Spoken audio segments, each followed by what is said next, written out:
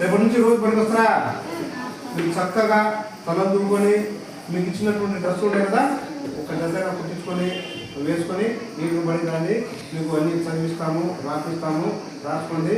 మీకు తల్లికి వందనం ద్వారా డబ్బు కూడా పడుతుంది. అలాగే ప్రభుత్వం ఇచ్చేటటువంటి స్కూల్ బ్యాగులు ఇంకా పుస్తకాలు అన్ని ఇచ్చినామా? ఎవరికైనా ఇవ్వకుంటే కనుక అన్నీ ఇస్తాము. రోజు పడికి రండి, పనికి వచ్చి సాయంత్రం పడుకోండి, బాగా చదువుకోండి. చదువుకుంటే మీ భవిష్యత్తు చాలా బ్రహ్మాండంగా ఉంటుంది. ఓకే కదా? వస్తారా? రైట్.